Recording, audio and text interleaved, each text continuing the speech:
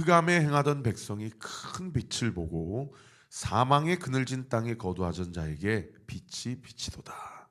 이사야서 9장 2절 말씀. 아멘. 우리 같이 한번 함성해 볼까요? 시작.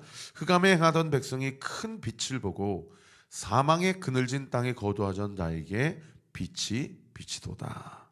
이사야서 9장 2절 말씀. 아멘. 자, 오늘은 이제 드디어 이스라엘 백성 주변에 있는 9개국 나라 민족 가운데 마지막 네 나라 다메섹, 게달과 하솔 그리고 엘람에 대한 하나님의 심판의 메시지가 기록이 되어 있는 본문입니다.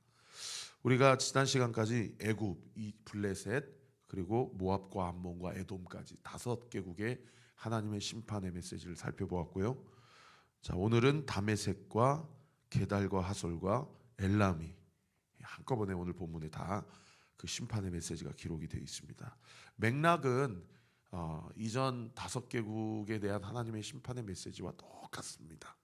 그들이 무엇을 의지하여서 하나님의 심판을 받게 되었는지, 하나님의 심판은 얼마나 엄중하고 분명했는지, 그럼에도 불구하고 꼭 마지막 한 구절을 하나님이 은혜와 자비와 긍휼의 메시지를 동일하게 붙여 주시고 계시다라는 그 영적인 맥락은 똑같습니다. 그런데 그 이전에 애굽, 블레셋, 모압, 암몬, 에돔 정말 이 나라들은 이 이스라엘과 국경을 맞대고 있는 그런 인접 국가들이었어요. 물론 오늘 본문의 다메섹은 오늘날로 이야기하면 시리아라는 나라를 이야기합니다. 국경을 맞대고 있는 나라이기도 하지만 게달과 하솔은 오늘날로 굳이 얘기하면 아랍 민족들을 이야기합니다. 사우디아라비아라든지 UAE라든지 뭐 오만과 예멘이라든지 이런 쪽의 나라들을 얘기해요. 그리고 엘람은 또 오늘날로 굳이 얘기하면 이란, 페르시아를 얘기합니다. 그러니까 엘람은 사실은 이스라엘과 인접 국가는 아니거든요. 그러니까 이 마지막 민족의 엘람을 두었던 이렇게 하나님께서 지금 기록하고 계신다라는 것은 무엇을 이야기합니까? 단순히 하나님의 심판이 지역적인 심판은 아니란 얘기예요. 그 당시 가장 동쪽에 있는 나라, 그 이스라엘과 유대인들이 가지고 있는 세계관 안에서 가장 동쪽은 이 엘람 그리고 인도이었거든요. 우리 아시아, 동아시아 쪽은 그냥 그들의 세계 안에서는 없었어요. 그러니까 이것은 하나님의 심판이 지역적인 심판이 아니라 전 우주적인 심판이라는 것을 우회적으로 지금 명명하고 있는 그런 본문이라고 볼 수가 있는 것이죠. 자, 첫 번째 다메섹에 대해서 한번 살펴보십시다. 23절에 보시면 다메섹에 대한 말씀이다. 하맛과 아르밧이 수치를 당하리니 이는 흉한 소문을 듣고 낙담함이니라. 바닷가에 비틀거리며 평안이 없도다. 그 밑에 도움말에 보시면 다메섹 아람 왕국의 수도로 교통과 상업이 발달했다. 또 도움말에 보시면 하맛과 아르밧 다메섹 북쪽에 위치한 아람을 대표하는 도시들로 이곳은 우상 숭배로 유명했다. 그러니까 시리아, 이 아람, 다메섹과 하맛과 아르밧이 이 아람 나라의 가장 유명한 도시들이고 이 도시들은 다 하나님 앞에 우상 숭배함으로 심판을 받은 도시들이라는 거예요. 그런데 이 심판의 핵심이 뭡니까? 거기 23절 다시 보시면 수치를 당한다. 어제 우리 교회에 한 분이 좀 오셔서 제가 그분에게 좀 복음을 전하는 일이 있었어요. 그분이 예수님을 믿은 지 얼마 되지 않으셨는데 그분에게 영접 기도를 하고 그리고 그분이 이제 저쪽 신림 쪽에 사셔요. 근데 어떤 일이 있어가지고 이쪽에 오셔서 제가 만나게 되었는데 사업하시는 분이세요. 그래서 제가 그분께 그렇게 말씀드렸어요. 죄의 결과는 수치입니다. 예수님이 십자가에 달려 죽으실 때에 그냥 뭐 성화에서 보면 중요한 부분들을 다 가리고 그렇게 달리신 것처럼 우리가 묘사가 되지만 아니라고. 그냥 활딱 벗겨진 채로 침뱉음을 당하고 갖은 쌍욕을 들어가면서 그리고 희롱과 조롱을 받으시면서 그렇게 죄값을 우리를 대신하여 치르셨다고. 그래서 자신의 죄가 드러나면 수치와 부끄러움은 이거는 이루 말할 수가 없는 것이죠. 우리가 차마 누군가에게 이야기할 수 없는 은밀한 죄를 사람들이 다 알게 된다고 그런다면 얼마나 부끄럽고 수치스럽겠어요. 그 죄의 값을 우리 주님이 십자가에서, 그분은 하나님이신데, 그분은 이 모든 우주를 창조하신 창조주이신데 그 피조물 앞에서 그렇게 벌거벗음과 수치를 당하셨다라는 거예요. 그래서 여러분, 우리가 우상 숭배를 하고 하나님을 떠나고, 아니 하나님도 섬기고 다른 것도 섬기면 결국에 우리에게 주어진 결과가 수치라는 거예요. 그리고 23절 하반절에 보십시오. 평안이 없다라는 겁니다. 평안이 없이 하나님으로부터 공급되어지는 은혜와 성령의 충만함이 없이 그냥 하나님보다 좋아하는 그 어떤 것을 따르고 나아갈 때에 우리 안에는 부끄러움과 평안이 없는 그런 삶의 결과가 주어질 수밖에 없다는 것이죠. 24절도 마찬가지입니다. 다메섹이 피곤하여 몸을 돌이켜 달아나려 하니 떨림이 그를 움켜잡고 해산하는 여인같이 고통 동그라미 슬픔 동그라미 그를 사로잡았도다. 어떻게든 몸부림을 쳐서 몸을 돌이켜서 그 심판을 피해보려고 바둥바둥 애를 쓰지만 결국 수치를 당하게 되고 평안이 없고 무엇이 사로잡다고요? 고통과 슬픔이 그 인생을 사로잡는다라는 거예요. 25절 보십시오. 어찌하여 찬송의 성읍 나의 즐거운 성읍이 버린 것이 되었느냐. 이 부분은 좀 번역이 아쉬워요.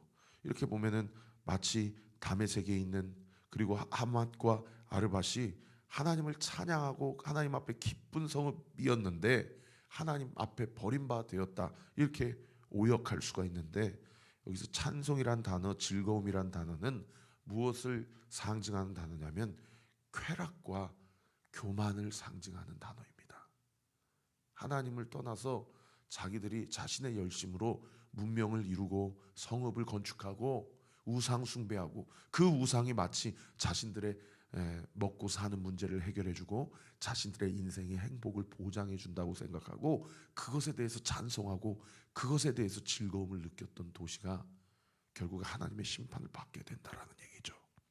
여러분, 이 이야기가 그저 다메섹을 향한 얘기입니까? 아니에요. 이 다산동을 보셔요. 이 대한민국을 보셔요. 하나님 없이 쾌락을 즐기고 하나님 없이 즐거움을 만끽하는 이 시대를 보세요. 하나님 앞에 하나님을 찾지 않는, 하나님이 아닌 다른 것들을 경배하고 숭배하고 따르는 그 사람들, 그 민족들, 그 문명의 삶의 결과가 어떻게 될 것인지 우리가 뻔히 보이는 그런 엄중한 예언의 말씀 아닙니까? 결국에 어떻게 된대요? 26절 하반절에 보면 멸절될 것이다. 다른 번역 성경에 전멸할 것이다. 완전히 망하게 될 것이다. 27절에 내가 다메섹의 성벽에 불을 지르더니 벤하닷의 궁전이 불타리라. 다메섹의 가운데 가장 높은 곳에 이 벤하닷은 아람 왕을 지칭합니다. 우리가 보통 바로 하면 애굽 왕을 지칭하듯이 벤하닷 하면 아람 왕을 지칭하는 표현이에요. 결국 그 벤하닷의 궁전이 불타게 될 것이다 라는 것이죠. 그런가 하면 두 번째로 게달과 하솔, 이 아랍 민족들에 대한 하나님의 심판의 메시지. 그 심판의 도구로 하나님이 누구를 사용하신다고 28절에 명백하게 기록되어 있습니까? 바벨론의 누부갓네살 왕을 통해서 내가 게달과 하솔을 심판할 것이다. 밑에 도움말에 보시면 게달, 아브라함의 첫 하갈이 낳은 이스마엘의 후손으로 특별히 이스마엘의 둘째 아들입니다. 그리고 하솔, 도움말에 보시면 아라비아 유목민들이 차지했던 성읍으로 물질적으로 풍요했을 것으로 추정된다. 그러니까 오늘 본문의 그 물질의 풍요, 그들의 우상 숭배에 대해서 29절에 양떼 동그라미, 휘장 동그라미, 기구 동그라미, 낙타 동그라미. 그리고 하솔은요, 31절에 보시면 여호와의 말씀이니라. 너는 일어나 고요하고도 평안히 사는 백성 곧 성문이나 문빗장이 없이 홀로 사는 국민을 치라. 그러니까 여러분, 양떼, 휘장, 기구, 낙타 이런 것들은 다 게달과 하솔의 무엇을 상징해요? 그들의 교만을 상징하고 그들의 하나님 없는 풍요로움, 부함을 상징하는 거예요.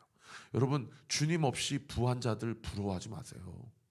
그거 다 썩어 없어질 것이요, 하나님 앞에서 그 어떤 영적인 의미도 찾을 수 없는 것들이라는 겁니다. 여러분, 주님 없이 풍족하게 부하게 살고 싶으세요? 아니면 주님과 함께 살더라도 차라리 빈궁하고 궁핍하더라도 나는 주님이 내 인생의 전부입니다, 예수님과 동행하는 삶을 살고 싶습니다. 물론 이렇게 보통 신방하다가 이렇게 여쭤보면 목사님, 주님 입시 부하게 살고 싶습니다 이렇게 얘기하시는데 그 마음도 너무 이해가 됩니다. 그러나 여러분, 이런 하나님 없는 부함은 다 하나님 앞에서의 심판의 대상이 된다는 거예요. 그리고 31절에 성문이나 문빗장이 없이 홀로 사는 국민, 이 하솔에 대해서 이렇게 표현하신 것은 그들의 영적인 게으름과 태만함. 왜요? 성문이나 자신들을 보호하지 않아도 자기들의 어떤 보안이나 치안에 전혀 문제가 없었다고 생각하는 겁니다. 누가 감히 우리를 치리요? 이렇게 생각했던, 이렇게 하나님을 찾지 아니하고 영적으로 게으르고 태만하고 안일한 사람들에 대해서도 하나님께서 어떻게 된대요? 32절에 보십시오. 그들의 낙타들이 노략물이 되겠고 그들의 많은 가축들은 탈취를 당할 것이다. 여러분, 제가 늘 우리 온리교회는 결국에 신앙생활의 백미가 새벽 말씀이다. 하나님 말씀 듣고 하루를 시작하시라. 그리고 그날 주신 말씀 붙잡고 기도하시라. 제가 늘 이렇게 당부하는데도 글쎄요, 우리 100여 명의 성도님들 중에 몇 명이나 날마다 영적으로 부지런을 떨고 계시는지 모르겠어요. 아침마다 하나님 앞에 그날 생각나게 하시는 감사의 세 가지 제목들을 주님 앞에 고백하시고, 감사는 성령 충만의 강력한 증거가 되니까 성령 하나님께 오늘 하루의 모든 일정 가운데도 나와 함께 해달라고 간절히 기도하시라. 얼마나 영적으로 게으르지 아니하고 부지런하게 주님을 어떻게든 가까이 주님과 함께 살려고 그렇게 부산을 떨면서 하시는지 모르겠어요.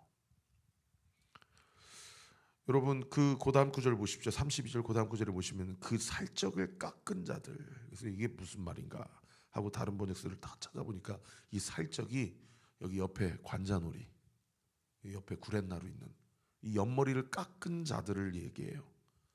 그러니까 옆머리 깎는 게, 저도 지금 이제 미용실을 꼭 가야 되는데 이 옆머리 깎거든요. 하도 옆머리가 붕 떠가지고 옆머리를 깎거나 아니면 뭐 인터넷 보면 이렇게 옆머리를 죽이는 이런 용품들을 팔더라고요.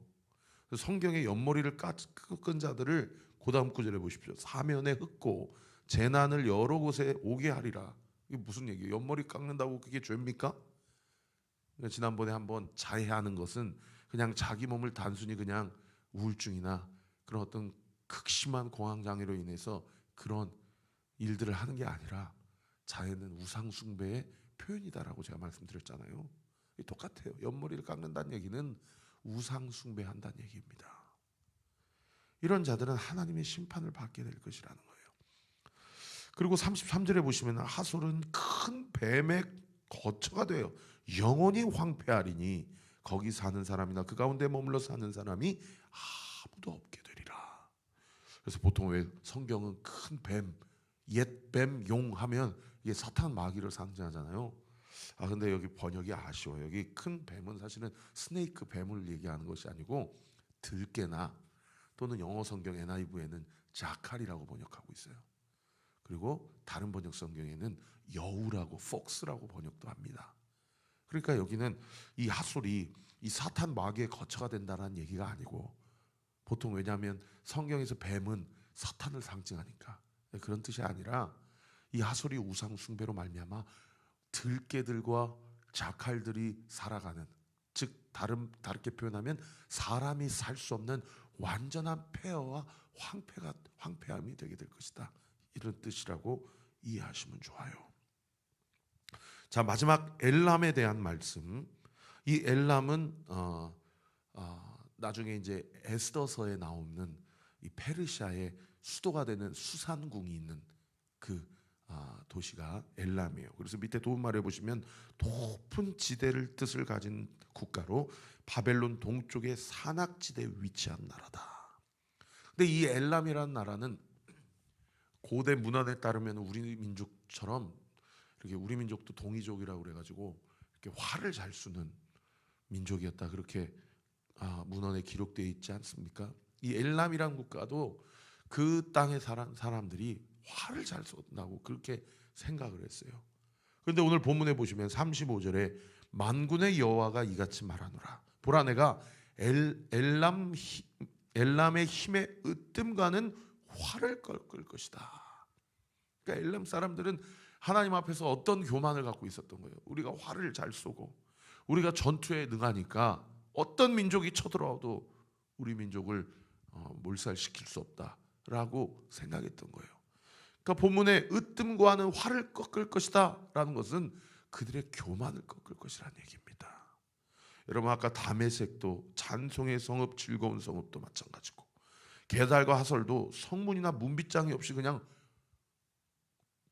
전혀 안보와 보안에 대해서 생각하지 않고 살아가는 것도 그렇고, 여기 엘람도 다 으뜸과는 활을 꺾으실 것이라는 것도 다 영적으로 보면 하나님이 무엇을 지적하고 있는 본문이에요?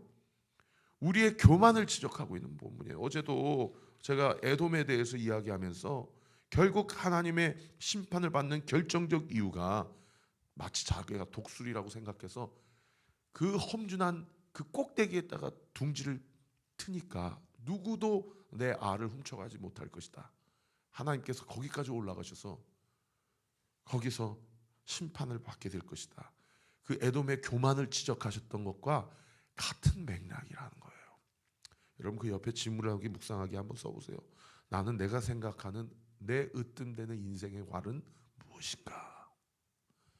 여러분, 하나님 없는 그 교만, 하나님 없는 안정감, 하나님 없는 안락함, 그거는 하나님이 다 꺾으시고 뒤집어 엎으신다라는 거예요. 그러면서 그 엘람에 대한 심판의 도구를 36절에 보면 하늘의 사방에서부터 사방 바람 동그라미, 그다음에 37절에 보면 여호와의 말씀이니라. 내가 엘람으로 그의 원수 동그라미, 그다음에 그의 생명을 노리는 자 동그라미. 이 다 누구를 상징해요? 하나님의 심판의 도구로 예언되고 있는 바벨론과 느부갓네살 왕을 상징하죠. 하나님께서 아무리 그들의 교만, 그들이 전쟁에 능하고 그들이 부하고 그들이 가진 것이 많고 그들이 아무리 천연의 요새로 그들 자신을 보호한다 하더라도 하나님의 심판의 칼날을 피할 수가 없을 것이라는 것입니다. 말씀을 정리하겠습니다. 여러분, 우상 숭배, 하나님 없는 평안 어떻게 된다고 말씀드렸습니까? 오늘 보면 첫 구절 23절 하반절에 평안이 없다. 24절에 고통과 슬픔이 그를 사로잡을 것이다. 그리고 26절 하반절에 멸절될 것이다. 그리고 29절 하반절에 두려움이 사방에서 몰아치게 될 것이다. 그 모든 우상 숭배의 이유가 무엇이라고 말씀드렸습니까? 그들의 교만 때문이다. 오늘 이 말씀을 통해서 하나님 없는, 혹시나 내 생각과 여전히 내 마음에 중심되는 그런 것들이 있다면 무엇인지, 하나님, 내가 평생 주님 오시는 그날까지 설사 내가 가진 것이 없다 한들 예수님을 저버리는 일이 없게 하시고, 내 인생의 가장 큰 우선순위, 우리 목사님이 늘 가르쳐 주시는 것처럼 하나님, 이웃, 나, 이 영적인 순위를 잊지 않게 하여 주옵소서. 그렇게 주님 앞에 나아갈 때에 여러분, 오늘 본문 39절 보십시오. 그러나 말일에 이르러, 이 말일 동그라미 언제를 얘기합니까? 예수님 다시 오시는 그날, 주님의 재림의 날, 심판의 날을 얘기합니다. 그날에 내가 엘람의 포로를 돌아가게 하리라. 하나님의 은혜의 약속입니다. 단순히 오늘 아침에 김양재 목사님 설교 들어보니까 다메섹과 게달과 하솔은 돌아오게 한다라는 약속이 없는데 엘람은 이 말씀이 있다, 이렇게 설교하셨던데 저는 좀 동의하지 않습니다. 여러분, 이 엘람이라고 이렇게 하셨더라도 이 은혜가 다메섹과 게달과 하솔도 그들에게 적용된다고 믿어요. 왜요? 이집트와 모압과 암몬에게도, 에돔에게도 이러한 약속의 은혜 한 구절이 꼭 이렇게 한 구절씩 붙어 있기 때문이에요. 여러분, 오늘도 우리는 은혜로 살아가십시다. 하나님의 은혜가 필요합니다. 하나님, 내가 모르고 짓는 죄까지도 내가 영적으로 깨어 알게 하여 주옵시고, 우리 교회가 하나님의 은혜와 사랑 가운데 하나님의 인도하심을 받는 교회 되게 하여 주옵소서. 그리고 어제도 제가 사실 이번 주일날 우리 리더들하고 같이 얘기하려고 하는데, 이 시행사 쪽에서 내용 증명이 왔어요. 그래서 이 공간에 대해서 사든지 아니면 그것이 아니라면 이제 임대 계약을 해지를 하겠다. 그래서 사실은 저희가 월세를 안 내고 있는 게 아니라 못 내고 있기 때문에 시행사가 임대인으로서의 권리가 없는데 자꾸 저런 식으로 나와서 좀 이제는 법적으로 준비를 해야 되겠다. 변호사를 선임을 하고 이제 명도 소송과 관련된 준비를 해야 되겠다. 우리 성도님들 그런 상황입니다, 우리 교회가. 그래서 좋은 변호사님을 만나서 이 공간에 대한 법적인 권리를 우리가 지킬 수 있도록, 이 공간을 사야 된다면 하나님 저뿐만 아니라 우리 모든 성도들에게 동일한 마음을 주시고, 또 그것이 아니라고 한다면 좋은 임대인이 나타나게 하여 주셔서 그분과 함께 합법적인 월세 계약이 맺어질 수 있도록 위해서 여러분 꼭 기도해 주시기 바랍니다.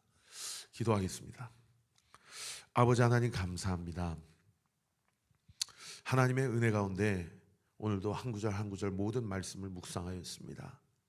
평안이 없고 고통과 슬픔이 사로잡히고, 그래서 그 결국이 두려움에 휩싸이고 멸절되고 진멸된다라는 것이 우상 숭배 인생의 결과인데, 아버지 하나님, 우리가 우리 자신을 숭배하거나 나 중심적인 삶을 살아가거나, 혹여나 우리의 교만 때문에 우리가 영적으로 무뎌져 있거나 또는 영적으로 나태하고 게으른 것은 아닙니까? 오늘 이 한 구절 한 구절 말씀 누구 정죄하고 판단하기 이전에 이 말씀의 칼끝이, 이 성경의 칼끝이 나를 향하게 하시고 내 안에 있는 부패하고 썩은 것들을 다 도려내게 하여 주옵시고, 하나님을 두려워하게 하시고 하나님만을 경외하게 하시고 내 마음과 힘과 뜻을 다해서 여호와 하나님을 사랑하고 내 이웃을 사랑하고 하나님의 사명을 이뤄가는 저와 우리 모든 온내교회 성도들 되게 하여 주시옵소서. 오늘도 내가 그렇게 끌려갔던 포로를 돌아오게 하리라. 이 하나님의 은혜의 유일한 소망을 두고 하나님 앞에 나의 안에 있는 모든 한숨과 우리 가운데 주어진 모든 문제들을 주님 앞에 간구하고 토설하고 내어놓고 기도할 때에 우리의 기도에 반드시 응답하시는 하나님의 놀라우신 은혜와 능력이 우리 사랑하는 성도들의 구체적인 상황과 우리 교회의 구체적인 상황 위에 온전히 임하고 나타나는 역사 있게 하여 주시옵소서. 예수의 이름으로 명하노니 우리 사랑하는 성도들과 이 교회의 모든 기도 간구 예수의 이름으로 응답될 지어다. 응답되게 될 지어다. 응답될 지어다. 예수님의 이름으로 기도합니다. 아멘. 이제는 우리 구주 예수 그리스도의 은혜와 하나님의 사랑과 성령 하나님의 위로의 통충만하심이 주신 말씀 붙잡고 오늘도 주 안에서 주님과 함께 동행하며 주의 뜻을 온전히 이루기로 결단하는 우리 사랑하는 온리교회 모든 성도들 머리 위에, 우리 온리교회 위에, 이 나라와 이 민족 위에 지금으로부터 영원토록 함께 하시기를 간절히 축원하옵나이다. 아멘.